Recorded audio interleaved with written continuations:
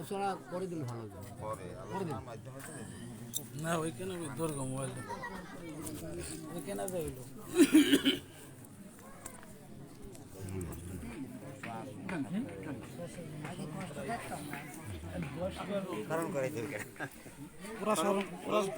না না মন থাকবে না আলোচনা এই পেশে আসছি, এই পেশে আসছি। কৃষ্ণ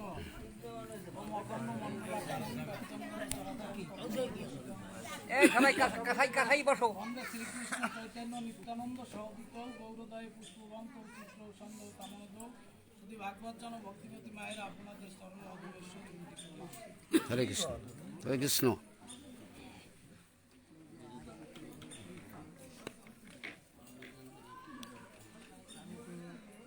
প্রথমে আসলে তো গল্প বলা ঠিক না, তারপরও না বলে পারছি না। এক রাজা হরিকথা শ্রবণ করার জন্য, ভাগবত কথা শ্রবণ করার জন্য মনস্তাপ করেছিলেন। ও পাঠকও আনলেন, ভাগবত হবে, কিন্তু উনি ওনার ওই যে সিংহাসন, ওই সিংহাসন ছেড়ে উনি এই মাটিতে বসে ভাগবত পাঠে একটু অনীহা প্রকাশ করলেন। পাঠক বলেছিলেন এই হরিকথা কৃষ্ণ কথা শ্রবণ করতে হলে ওই রাজসিংহাসনে বসে শোনা যায় না, বা তা শুনলেও তাতে কোনো ফল হয় না। আপনারা এখানে যারা সমবেত আছেন, বৈষ্ণব বান্ধবগণ, আমার মা ভগ্নীগণ, আমার আসলে একটু কষ্ট লাগে, মনে হয় যেন আমরা যাত্রা গান শুনতে এসেছি। কেউ চেয়ারে বসে, কেউ ঘরের ইসে কি বলে ওটা উডা কই আমরা সোজা বাংলায় দাওয়ায় বসে শুনছি। আসলে এতে প্রেম হয় না, প্রেম জিনিসটা অত সহজ নয়, সহজ নয়। সেই রাজাকেই কিন্তু রাজ সিংহাসন ছেড়ে এই ভূমিতে বসে ভাগবত পাঠ শ্রবণ করতে হয়েছে। হরে কৃষ্ণ। আরেকটু কথা না বললেই নয়, আমরা ভাগবতে আসি, হরিকথায় আসি। গতকাল আমি একটু একজনের ইউটিউবে গিয়ে কত মিনিট পাঁচেক একটু কবিগান শুনেছিলাম, শ্যামল সরকার, এই যে প্রীতিশ আসছিল না, তার গুরুদেব।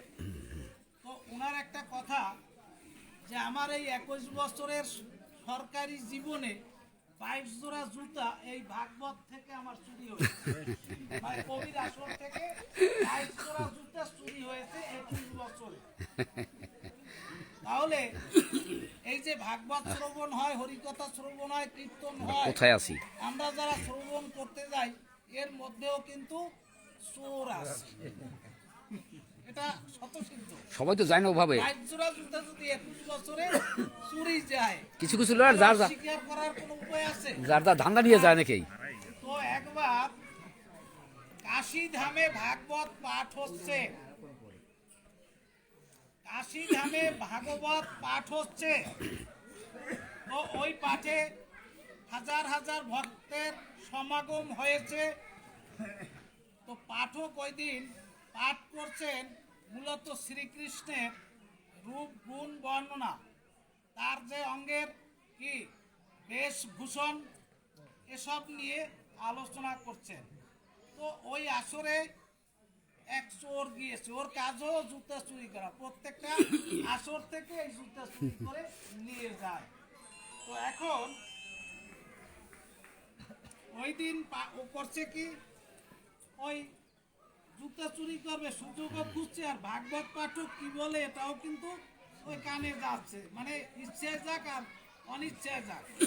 তো এক পর্যায়ে শুনলো যে শ্রীকৃষ্ণের সর্ব অঙ্গ অলঙ্কার ভূষিত, মানে সর্ব অঙ্গেই স্বর্ণ অলঙ্কার আছে, আছে না, কোটিতে আছে, হ্যাঁ, আপনার গলে আছে, এরপর কি বাহুতে আছে, হ্যাঁ, সব জায়গায় স্বর্ণ অলঙ্কার আছে। তো একটু পাঠো মানে ওই জুতা চোর চিন্তা করলো যে সারা জনম তো এই জুতা চুরি করলাম, তাইলে এবার যদি আমি এই কৃষ্ণের স্বর্ণ অলঙ্কার চুরি করতে পারতাম, তাইলে তো একবারেই বড়লোক হতে পারতাম, আর চুরি করা লাগবে না। হ্যাঁ, তাইলে আর চুরি করার দরকার টুকরা চুরিতে কাজ নাই আর। এখন চিন্তা করছে ভাগবত পাঠ হচ্ছে কাশীতে, ওখানে শুনছে যে দ্বাদশ রাখাল সনে নবলক্ষ ধেনু নিয়ে গোচারণে যায় কৃষ্ণ, প্রতিদিন যায়। তাহলে ওই চোর করলো কি, সেই কাশীধাম থেকে কৃষ্ণের স্বর্ণ অলঙ্কার চুরি করার জন্য চলে এলো কোথায়? বৃন্দাবনে। এখন বৃন্দাবনে কোন দিন কোন বনে ওই যে গোঠে যাবে গাভীগণ নিয়ে সখাগণ নিয়ে, এটা তো আর চোর জানে না।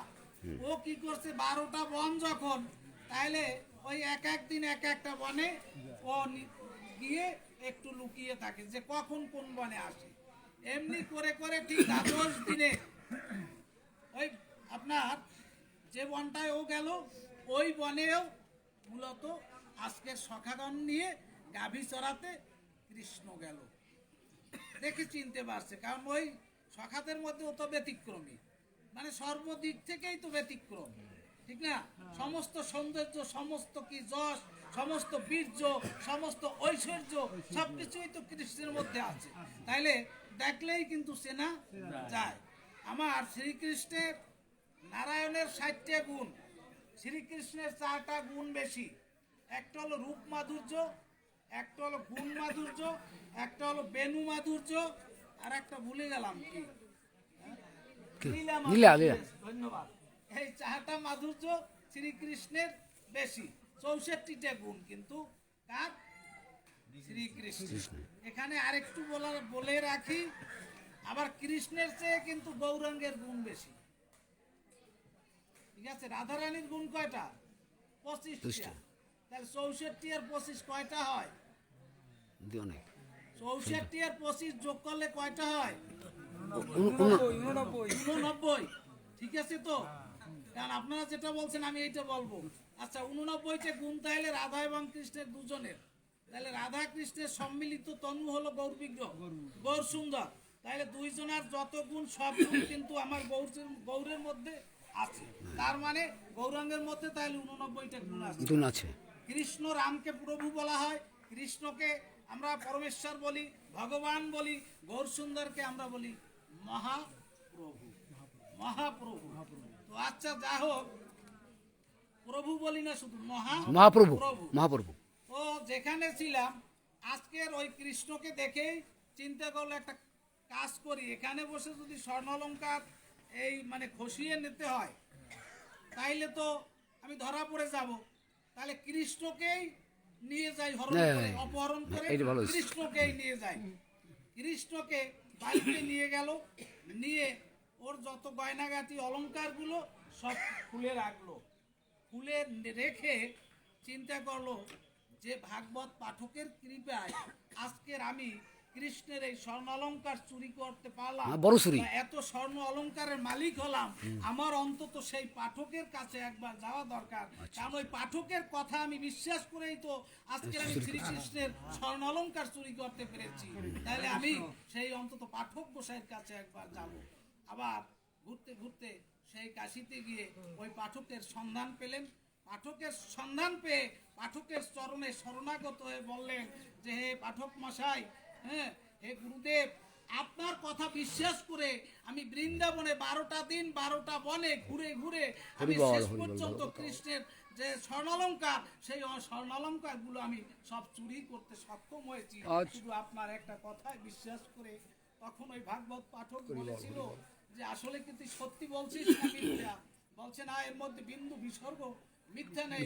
বলছে তাহলে চল, কোথায় কোন বনে তুই কৃষ্ণের দর্শন পেয়েছিস, কৃষ্ণের দেখা পেয়েছিলি, আমাকে একটু সেখানে নিয়ে চল। তখন ওই চোর কি করেছিল, ওই ভাগবত পাঠককে নিয়ে আবার বৃন্দাবনে চলে গেল। এমনি 1 2 3 এমনি ক্রমে ক্রমে ওই দিন যেতে যেতে একদিন হঠাৎ আবার কৃষ্ণের সঙ্গে ওই চোর এবং ভাগবত পাঠকের দেখা হয়ে গেল। চোর তার মানে দেখে চিনতে পারলো যে এই তো সেই কৃষ্ণ যার অলংকার আমি চুরি করেছিলাম। ভাগবত পাঠক চিনতে পারিনি, ভাগবত পাঠক চিনতে পারিনি। চোর বলছে প্রভু ওই তো কৃষ্ণ। পাঠক আর পাঠক বলছে কই দেখি না, দেখতে পাচ্ছি না। যখন ওই চোর কি করলো, পাঠককে একটু স্পর্শ করে দিল, ওই পরশ পাথরের গুণে ওই পাঠক আজকে সোনা হয়ে গেল। সেও সেই দেখলো, দেখতে পেল, দর্শন পেল। হরে কৃষ্ণ। গল্পটা দেওয়ার কারণ হলো ভক্তি না থাকলে আমাদের কোনো কিছুই হবে না। আমাদের সাধন বলেন, ভজন বলেন, এর প্রথম সোপান, প্রথম ধাপ হলো ভক্তি বা বিশ্বাস। আমাদের বিশ্বাস রাখতে হবে। বিশ্বাসের ঘর যদি মজবুত করা যায়, ভিতটাকে যদি মজবুত করা যায়, তাহলে আমরা আমাদের ধর্মের প্রতি কি হবে, একটা রুচি আসবে। রুচি যতক্ষণে না আসবে, আসক্তি যতক্ষণে সৃষ্টি না হবে, ততক্ষণে কিন্তু এই হরিকথা, কৃষ্ণ কথা ভালো লাগবে না। মদ যারা পান করে, তাদের কি মদের নেশায় তারা কি হয়ে যায়, আসক্ত হয়ে যায়। তখন পান না করতে পারলে তাদের ঘুম পর্যন্ত হয় না।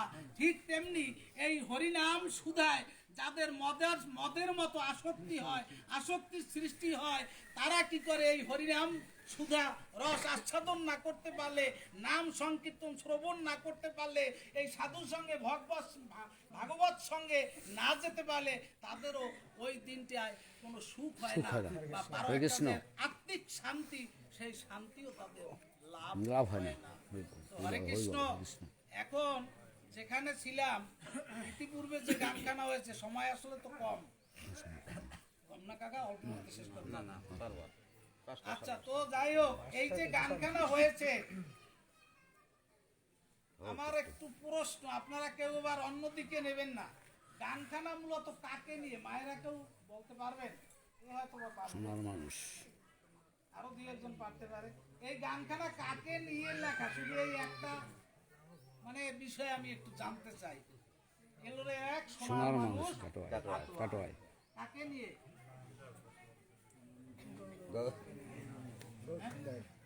কাকে নিয়ে? ও সুন্দর, নিমাইকে নিয়ে লেখা। নিমাই, এলোরে এক সোনার মানুষ কাটোয়ায়। অর্থাৎ ওর সুন্দর যখন, একটু পিছন থেকে যাই, গোর সুন্দরের ছোট্টবেলার একটা ঘটনা বলি। অর্থাৎ নিমাই, ছোট নিমাই একদম প্রথম যখন ওই করা হলো, মানে নাম রাখে না, যেদিন নাম রাখা হলো, সেদিন কি করেছিল, মা বাবা এক পাশে রেখেছিল ভাগবত গ্রন্থখানি, আর এক পাশে রেখেছিল স্বর্ণালঙ্কার, যে ও কি করে। তো দেখা গেল ওই ছোট নিমাই সে ভাগবত খানিকে ধরেছিল হাত দিয়ে। এই তার ছোটবেলার প্রথম লীলা। আচ্ছা, এরপরে আরেকটু আগাই, ওর নিমাইয়ের গায়েও স্বর্ণালঙ্কার ছিল। তো এক চোর কি করলো, যে নিমাইয়ের এই গায়েতে যে গয়নাগাটি আছে, এগুলো সব আমি চুরি করব। তাহলে চুরি যদি করতে হয়, ওকে নিয়ে একটু নির্জন স্থানে যেতে হবে, যেখানে কোনো লোকজন নাই। তো ওকে নিয়ে প্রায় ঘন্টাখানেক ঘুরে ফিরে দেখা গেল যে নিমাইয়ের বাড়িতে গিয়ে হাজির হলো। চুরি আর করা হলো না, নিমাইয়ের ঘরে গিয়ে হাজির হলো। তাইলে এটা কার ইচ্ছায়? ওই নিমাইয়ের ইচ্ছায়। নিমাই বুঝতে পারছে যে চোর, তাইলে একে তো এই সুযোগটা দেওয়া যাবে না। ওই ঘুরে ঘুরে চোর নিমাইয়ের বাড়ি গিয়ে হাজির হলো। তো নিমাই দেখেন দুই অঙ্গে এক অঙ্গ, শুনতে শুনতে এখন পুরান হয়ে গেছে, তাই না? এরপর এই কবি গানে আসলে আপনারা কে কি পাইছেন আমি জানি না, কারণ কি আলোচনা করছে তাও আমি বুঝি নাই, বুঝছেন? টাকা তো 25,000, কিন্তু কতটুকু আলোচনা হয়েছে আমি জানি না, এটা বলা উচিত না। তার চাইতে মনে হয় দিবাসীতে যে পর্যন্ত আলোচনা করেছিলাম, ওর চাইতে অনেক কঠিন তত্ত্ব, কঠিন কথা আলোচনা করেছিলাম। প্রশ্ন করছিল 3-4টে প্রশ্ন, জবাব ঠিক মতো পাই নাই। শেষ আসরে করলো কি, খালি মা বাবার কথা নিয়ে একটা আসর কাটালো। ও জায়গায় তো তার গৌর সুন্দরের ভূমিকায় যে কথাগুলো, সেই কথাগুলো হবে। তুমি প্রীতিশ সরকারের ভূমিকায় তো ওখানে কথা বলতে পারবে না। এই কথা বলায় এতে আমার উপর অনেকে নাকি একটু অসন্তুষ্ট হয়েছে। ঠিক আছে, কিন্তু বাপ মায়ের এটা তো ভুল অনেক আছে, এটা আমি যে যত ভুল আছে আমি তো ঠিক কথাই কইছি। বাপ মায়ের কয়জনে বাদ দিয়ে কয়জন, ওই তো বললাম, তো ওইটা বাদ কথা। শিক্ষা দেওয়ার আসর ওইটা না, যা টাকা দিয়ে বায়না করছি, প্রশ্ন যা করছে ওই উত্তর দেবে। আমরা প্রত্যেকটা আসরে যাই, প্রত্যেকটা আসরে গেলে সেখানে মা বাবার প্রথম যে ব্যক্তি আলোচনা করে, মা বাবার কথা আলোচনা হয়। যার হয় তার নয়তে হয়, আর যার হইবে না জীবনেও হবে না, জীবনেও হবে না। তোমার ঘর তুমি সামলাও, তোমার আরেকজনের জ্ঞান দিতে হবে কেন? তুমি তোমার আত্মতত্ত্ব জ্ঞান দিয়ে তোমার সংসারকে তুমি কন্ট্রোল করো, পরিচালিত করো। এই জায়গায় আরেকটা ব্যাপার ছিল, উনি আসরে আসার আগের দিন আগের দিন ওইখানে কয়েকজন লোক যায় ওনার যেখানে ছিল দাদাদের ঘরে, নতুন দাদা, ওখানে যখন ওই পালা টালার কথা উঠছে তখন ডিরেক্ট করা হয়েছে এইভাবে যে আপনি এখানে সকল সম্প্রদায়ের লোক আছে, কাউকে এখানে ছোট আমি করা যাবে জানি না। ব্রজতত্ত্ব, গৌরতত্ত্ব, হরিতত্ত্বের উপর আলোচনা না, হবে। আর একটা কথাও আসছে যেটা হলো আমি প্রেজেন্ট ছিলাম, যে বর্তমান সমাজের যে আমাদের একটা বিশৃঙ্খল পরিস্থিতি, সব ঠিক আছে, মা বর্তমান বাবার সমাজে পরিণয় আমার বা- শৈলেন, আমার দুঃখটাও জায়গায় না। মা বাবার কথা বলবে 10 মিনিট, হ্যাঁ, সেটা ঠিক। একটা আসর হইতে পারে না কবি সরকারের। তারে যে দ্বিতীয় আসরে প্রশ্ন করিয়াছে, সে প্রশ্নের জবাব দিতে হবে না। তার জবাব না দিলে কি কবি গান শুনলাম? তো যাই হোক, যেখানে ছিলাম, এই যে গৌরাঙ্গ মহাপ্রভু, গৌরাঙ্গ মহাপ্রভুকে পরশ পাথরের সাথে তুলনা করা হয়েছে, যে আমার পরশমণির কি দিব তুলনা, পরশমণির গুণে জগতের জীবগানে নাচিয়া গাহিয়া হইল সোনা। তাইলে এই গৌরসুন্দরকে পরশ পাথরের সাথে তুলনা করা হয়েছে, যে গৌরসুন্দরের সংস্পর্শে যারা যারা গিয়েছে, সে রাজা ধীরাজ থেকে শুরু করে একদম ভিখারি পর্যন্ত সবাই কি হয়েছে, সবাই সেই কি গৌরের অনুসারী হয়েছে, সেই কৃষ্ণ ভজনে, সেই রাধা কৃষ্ণ ভজনে সবাই তারা ব্রতী হয়েছে। এটা শুধু একমাত্র এই গৌরের কৃপা, গৌরের ছোঁয়া পেয়ে হয়েছে। তো এই গৌরসুন্দর দেখেন, ছোটবেলা, এখন কি এই গানটুকু আলোচনা করব না? এই গানে যে আলোচনা, সেখানে হলো যে কেশব ভারতীর কাছে সে যখন মন্ত্র নিল, মন্ত্র নিয়ে সে গেল কাটোয়ায়। কাটোয়ায় যখন গেল, তখন ওই যে পুরো মানে সখীরা ছিল, তারা জল আনতে যাইতো আপনার ইসে গোদায়, মানে ইসে গঙ্গায়। এরা দেখে, ওই রূপ দেখে এরা পাগল হয়ে গেছে, এদের ঘোমটা দিতে হবে। এই ঘোমটা দেওয়ার কথাটাও তারা ভুলে গেছে, কারো ঘোমটা তখন ছিল না। এরা যে কলসি বোঝাই করে গিরিয়ে ফিরে আসবে, তাও তাদের স্মরণ ছিল না। এখানে এখানে হ্যাঁ, এখানে উঠেই কিন্তু ওই গানখানা রচনা হয়েছে, যে হলো এক সোনার মানুষ কাটোয়া। এবং সে হলো কি চাঁদ, পূর্ণ চাঁদ, শশী সিন্ধু থেকে পূর্ণ চাঁদের আবির্ভাব হয়েছিল। ঠিক আছে, যেটা হলো আচ্ছা। এবং এই যে শশী গর্ভ থেকে এলো, এরও একটা শ্লোক আছে, সেদিন বোধহয় বলেছিলাম যে শ্রী রাধার প্রণয় মহিমা কি দৃশ্য বানৈবার সাধু অদ্ভুত মধুরিমা, কি দৃশ্য বা লোভতে তদ সত্যং চাষাং মদ অনুভবত তদ ভাবাদ্য সমজনী শশী গর্ভ সিন্ধু হরিন্দু। অর্থাৎ সেই শশী গর্ভ থেকে আমার সেই গৌর চাঁদের উদয় হয়েছিল। তো বাল্যকালের একটা ঘটনা বলি।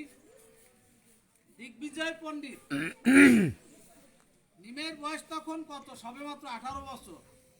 তাই 18 বছরে সেই যে স্বরদর্শন বলেন, তারপরে যে ব্যাকরণ বলেন, এগুলো সব পাণিনির ব্যাকরণ থেকে শুরু করে সমস্ত ব্যাকরণ আদি তার কি হয়েছে, মুখস্থ তটস্থ হয়েছে। তো এবং ওই মোটামুটি নিমাইয়ের নাম একটু ছড়িয়ে পড়ছে, যে নিমাই একজন মানে কি নবীন পণ্ডিত, নতুন পণ্ডিত। এবং সেখানে দেখেন গোটা ভারতবর্ষ জয় করা দিগ্বিজয় পণ্ডিত, নামেই হলো দিগ্বিজয় পণ্ডিত, অর্থাৎ সর্বদিক জয় করে এসেছে। তো নাম শুনে একটু এলো কোথায়, আপনার ওই নিমাইয়ের সাথে একটু আপনার তর্ক করার জন্য, আলোচনা করার জন্য, নিমাই কত বড় পণ্ডিত হয়েছে এটা একটু আমাকে বুঝতে হবে। তো আসার পরে নিমাই কি করলো, প্রণতি নিবেদন করলো, বসতে আসন দিলেন, পাদ্য দিলেন, অর্ঘ্য দিলেন, যা কিছু দেয়ার দিলেন। এরপরে দুজনের মধ্যে আলোচনা শুরু হলো গঙ্গার মাহাত্ম্য নিয়ে, যে আপনি একটু গঙ্গার মাহাত্ম্য আমাকে শোনান। তখন একটা শ্লোক বলেছিল যে মহত্তম সতত ইদম, মহত্তম গঙ্গায় সতত ইদম ভাতি যদেশা শ্রী বিষ্ণুর চরণ উৎপত্তি কমল, দ্বিতীয় শ্রী লক্ষ্মীরেব সুর নর অর্চনা বিভত অদ্ভুত গুণা বিভতস্য। এই হলো শ্লোকটা। তো এখন অনেকগুলা শ্লোক বলছে, 100 শ্লোক বলছে, 100 গঙ্গার মাহাত্ম্য নিয়ে সেই সার্বভৌম পণ্ডিত 100 শ্লোক বললেন।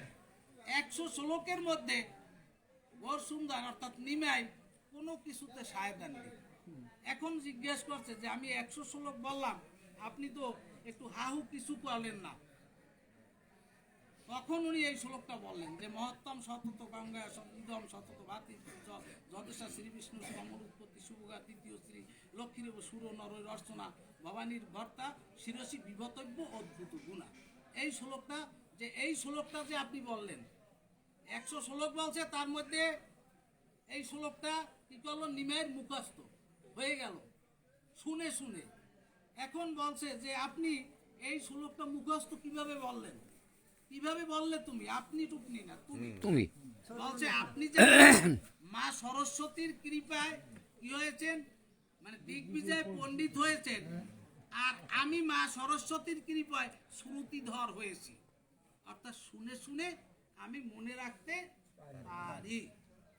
বলছে তাইলে এই শ্লোকে কি সমস্যা কি? বলছে এই শ্লোকে আপনার দোষ আছে।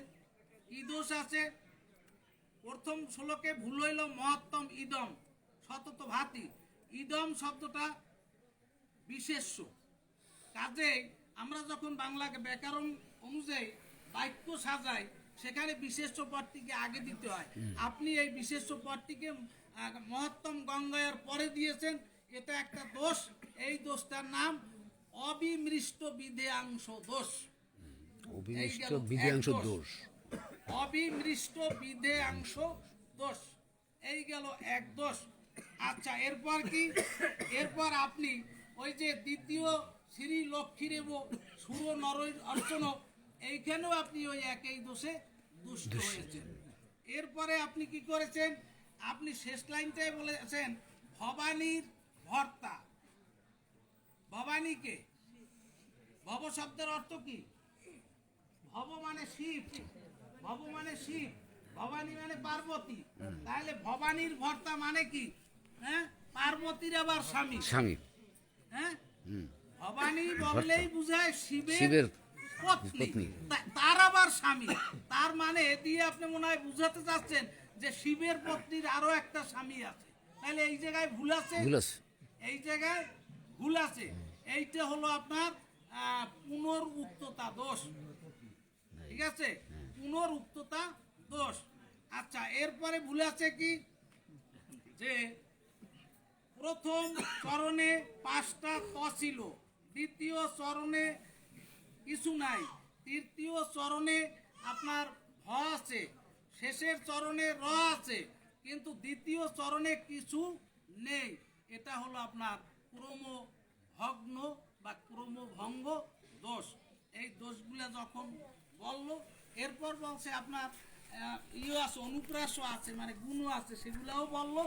এই বলা টলার পরে যে আবার আপনি বিভতব্যর পরে আবার যে অদ্ভুত গুণা শেষ লাইনটায় বিশেষণ দিয়ে শেষ হয়েছে বাক্য, আবার আপনি অদ্ভুত গুণা শব্দটি ব্যবহার করেছেন। এটা হলো আপনার মানে সমাপ্ত হয়েও শেষ, মানে শেষ হয়েও শেষ হয়নি, শেষ হলো না। তাহলে এটা হলো সমাপ্ত পুনরুক্ততা দোষ। সমাপ্ত পুনরুক্ততা দোষ। এই দোষ কয়টা যখন ধরিয়ে দিল, সার্বভৌম পণ্ডিতের মাথাটা কি হয়ে গেল? হেট হয়ে গেল, নিচু হয়ে গেল। ওখান থেকে বিষণ্ণ বদনে ওর বাড়িতে চলে গেল, রাত্রে নিদ্রে গেল। এই সার্বভৌম পণ্ডিত কিন্তু যেন তেন পণ্ডিত নয়, ওনার জিহ্বায় স্বয়ং সরস্বতীর অধিষ্ঠান। সেই সরস্বতী যার জিহ্বায় বসত করে, সবসময় অবস্থান করে, সেই আজকের ওই নিমাই ছোকরার কাছে পরাজিত হয়েছে। এই কষ্ট, এই দুঃখে রাত্রে যখন ঘুমাইতে গেল, ঘুম আর আসছে না। এখন ঘুম আসে না, এর যখন একটু তন্দ্রাচ্ছন্ন হলো, তখন ওই সরস্বতীর দেখা পেল। ঘুমের ঘোরে সরস্বতী আসছে, দুজনের মধ্যে কথোপকথন আসছে সরস্বতী এবং সার্বভৌম পণ্ডিতের সাথে, যে আমি আজকে সামান্য একটা ছেলের সাথে হেরে গেলাম, এর চেয়ে তো আমার মরাও ভালো ছিল মা। তখন সরস্বতী বলেছিল যে তুমি আজকে যার কাছে পরাজিত হয়েছো তার কাছেও যেতে সাহস পাই না।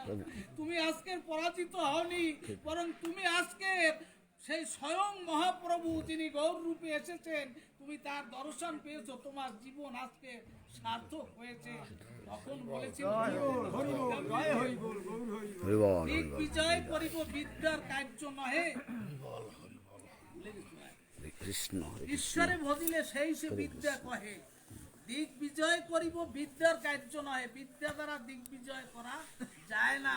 আমরা এই জড় জাগতিক যে বিদ্যা যত বড়ই সার্টিফিকেট থাক না কেন, এই দ্বারা মূলত দিক বিজয় করা যায় না। এই জন্য বলা হয়েছে দিক বিজয় করিব বিদ্যার কার্য নহে, ঈশ্বরে ভজিলে সেই সে বিদ্যা কহে। ঈশ্বর ভজলে সেইটাকে বলা হয় বিদ্যা। বিদ্যা সেই সে বিদ্যার ফল জানিও নিশ্চয়, কৃষ্ণ পদে যদি চিত্তবৃত্ত রয়। রয়। বিদ্যার ফল কি?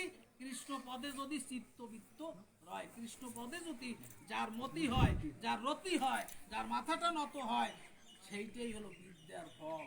এই জন্যই বলা হয়েছে আবার যে বিদ্যার মধ্যে কোন বিদ্যা সার, কৃষ্ণ ভক্তি বিনে বিদ্যা নাহি সার। আচ্ছা, তো যাই হোক, এখন শেষ করবো। চারটে না 4:40 বাজে 4:40 ও তার কৃষ্ণ খেলে কি আচ্ছা, তাইলে এখন দেখেন, কৃষ্ণ যখন নরহরি, মুরারিগুপ্ত এবং মুকুন্দ এই তিনজন কি করলো, মহাপ্রভুর আগমন বার্তা শুনে মহাপ্রভুর সাক্ষাৎ পাওয়ার জন্য, মহাপ্রভুর কৃপা পাওয়ার জন্য তিনজন চলে গেলেন শ্রীবাস অঙ্গনে। এখন চলে যাওয়ার পরে সে প্রথমেই নরহরিকে ডাকলেন, তাকে কৃপা করলেন। মুরারিকে ডাকলেন, তাকে কৃপা করলেন। এইবার মুকুন্দর কোনো ডাক আসছে না। মুকুন্দকে ডাকছেন না প্রভু। প্রভু অন্তর্যামী, এগুলো চেনে কেমনে? চেনে, নাম জানে? না আগে দেখা হয়েছে, কিন্তু তিনি সব নাম বলে দিচ্ছেন। তার মানে কি? সব জানেন, সব চেনেন। এখন ওরা দুজন বলছে, প্রভু আপনি তো মুকুন্দ কবিরাজকে কৃপা করলেন না। অদুত্তরে বলেছিল যে ওকে যে কৃপা করব, ও এখানে আসলে ওর মনটা যেরকম হয়, ও যখন ওই তার্কিকদের কাছে যায় তখন ও ওই তর্কশাস্ত্র নিয়ে অধ্যয়ন করে, তর্কশাস্ত্র পঠন পাঠন করে। কাজেই ওর কৃপা কোটি জন্মেও হবে না। এমন কথা দেখেন, ওর কৃপা কোটি জন্মেও হবে না। এই কোটি জন্মে কৃপা হবে না, এই কথাটি শুনে মুকুন্দ হা কৃষ্ণ হরি বলে নৃত্য করতেছিল আর বলতেছিল, হে ঠাকুর, আমি তো তোমার কৃপা পেয়েছি। আমার এক জনম নয়, দুই জনম নয়, আমি 100 কোটি জনম পরে হলেও আমি তোমার কৃপা পাবো। আমার জীবন ধন্য। দেখেন, গৌর সুন্দর বলেছে 100 কোটি জনমেও তোমার কৃপা হবে না। তাতেই মুকুন্দ খুশি, তাতেই মুকুন্দর আশীর্বাদ প্রাপ্তি যে না, আমি প্রভুর কাছে যা চেয়েছিলাম, আমি এ জন্মে না হলেও 100 জনম বা 100 কোটি জনম পরে তো আমি তার কৃপা পাবো, তার চরণে জায়গা পাবো। কাজেই আমার জীবন ধন্য, আমার জনম ধন্য। প্রভুর কাছে আমার আশা সার্থক। এই নিয়তি করে, এই কান্নাকাটি করে যখন বলেছিল, তখন বলেছিল, ওরে মুকুন্দ, তোর মতো ভক্তকে কি আমি কৃপা করে না পারি? আয়, তুই আমার কাছে আয়, আমার বুকে আয়, তোর সাথে আমি একবার প্রেম আলিঙ্গন করি। হরি বল হরি বল হরি বল এই হলো জয় হরি বল। মুকুন্দ গদাধর সম্পর্কে। শ্রী জয় গদাধর সম্পর্কে একটু বলি। শ্রী গদাধরের নাম হলো খোলা বেচা গদাধর। মানে কি জানেন? কলার খোলা, কলার মুচি, কলার থোর, এইগুলো বিক্রি করতেন। আর ওই মহাপ্রভু কি করতো, নিমাই কি করতো, প্রতিদিন ওই টাকা না দিয়া, পয়সা না দিয়া ওর ইচ্ছা মতো নিয়ে যেত। তো ইচ্ছা মতো নিয়ে যেত, এতে একটু অখুশি হতো, নিমাইকে একটু নিন্দামন্দ করতো। তো একদিন প্রভু কৃপা করে ওই গদাধরকে বললো যে, গদাধর, আমি তো তোর কাছে প্রতিনিয়ত কলার মশরা, কলার থোর এই নিয়ে যাই, কলার পাতা নিয়ে যাই, তাহলে বল আজ তোকে আমি কৃপা করব, তুই কি চাও?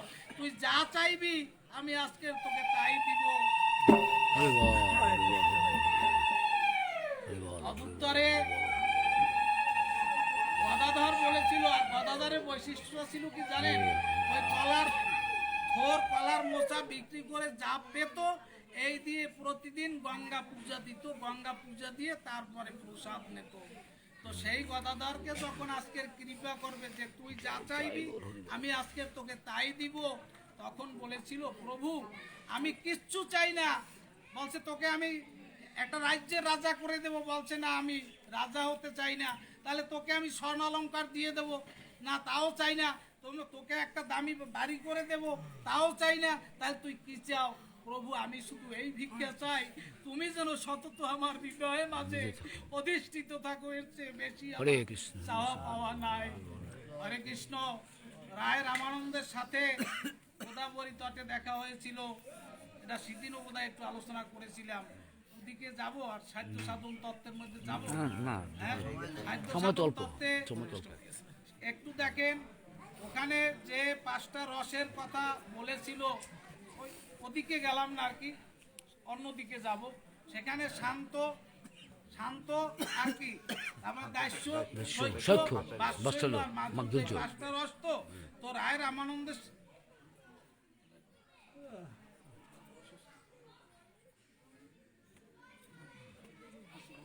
তো সেখানে শেষ পর্যন্ত দেখেন যে মাধুর্য রসটা হলো শিরোমণি, সর্বরসের শ্রেষ্ঠ। এখন এর কারণ কি?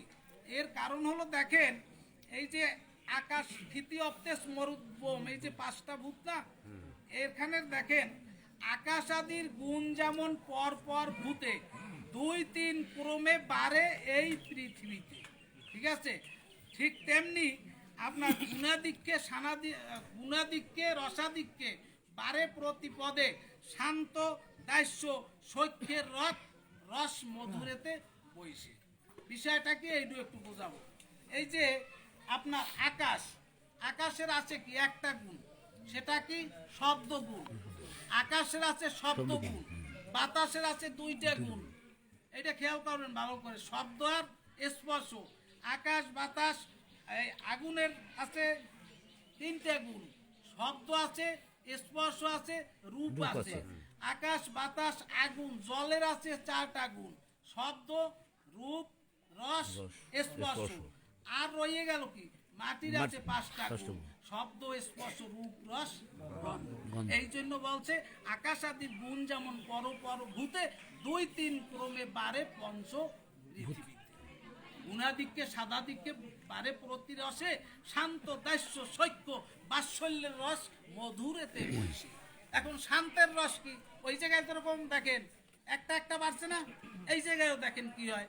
শান্তের আছে শান্ত ভক্ত যারা, শান্ত ভক্তের একটা গুণ কৃষ্ণ নিষ্ঠা, অর্থাৎ কৃষ্ণ আছে এই বলে একটা বিশ্বাস আছে যারা শান্ত ভক্ত। দাস্য ভক্তের 2টা গুণ, ওই কৃষ্ণ নিষ্ঠা আর কৃষ্ণ সেবা, যেটা করেছিল হনুমান দাস্যভাবে, রামচন্দ্রের সেবা করেছিল দাস্যভাবে। আচ্ছা 2টা গুণ তার, কৃষ্ণের নিষ্ঠা অর্থাৎ রামের প্রতি নিষ্ঠা ছিল, রামের প্রতি কি ছিল? সেবা ছিল, শান্ত দাস্য। এবার সৈক্যের 3টা গুণ, সৈক্য ভক্ত যারা হয়, যেমন ওই যে ব্রজের রাখালগণ, এরা সৈক্য ভক্ত।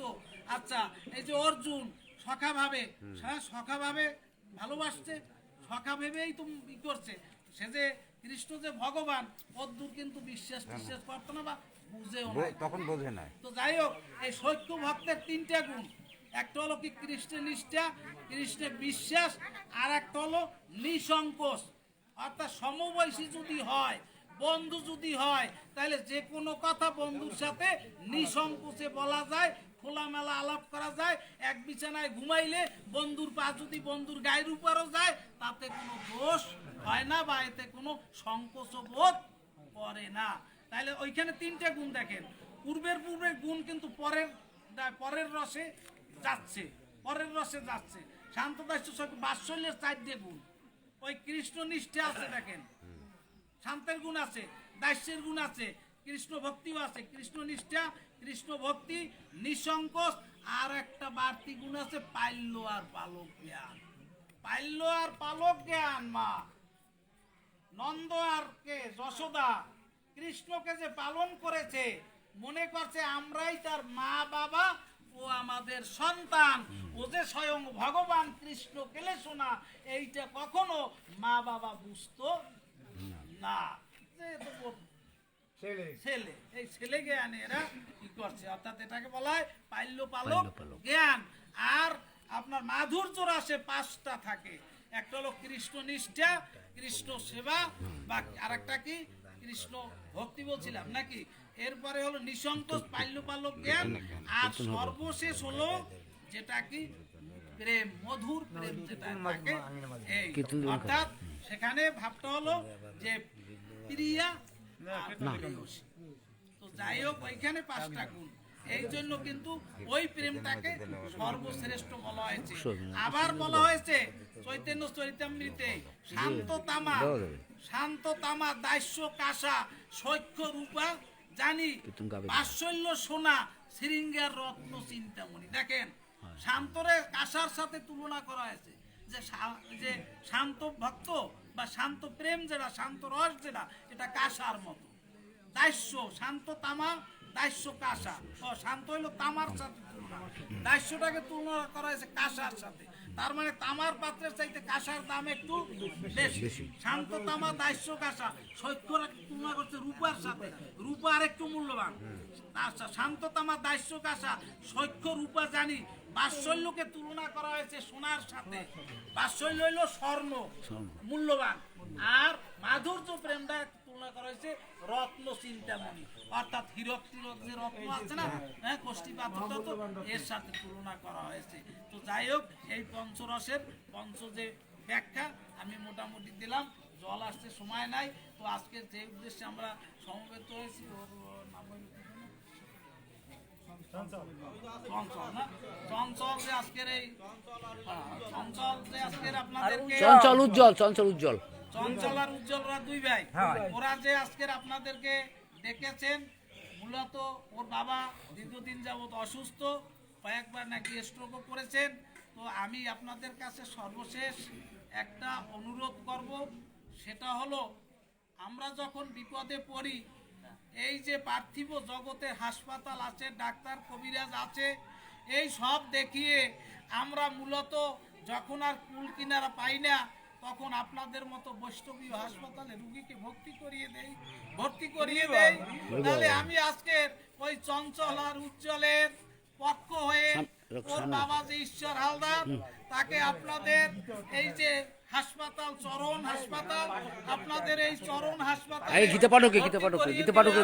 আপনারা একটু ভগবানের কাছে কান্নাকাটি করে অন্তত ওর বাবা যাতে একটু সুস্থ হতে পারে এই প্রার্থনা করবেন, এই আমার আপনাদের চরণে সকাতর মিনতি রইল।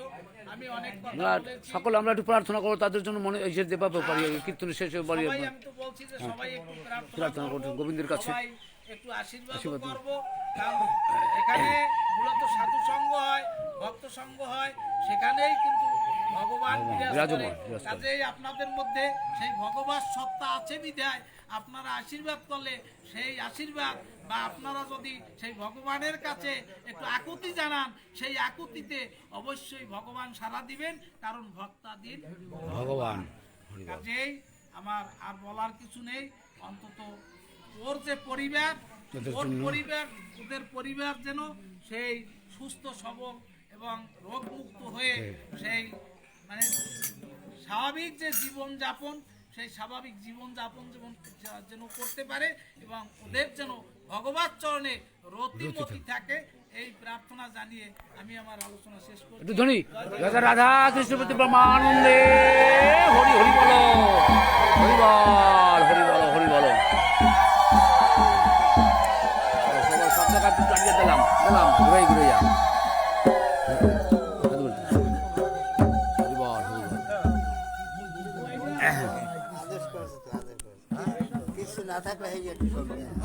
একটু কষ্ট করে গেছেন, কিছু 2-1 কথা না শুনলে হয়।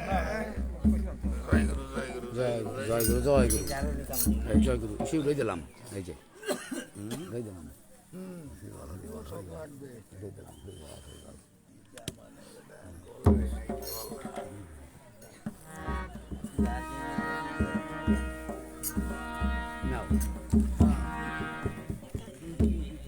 না ছবি চলিতেছে, কিন্তু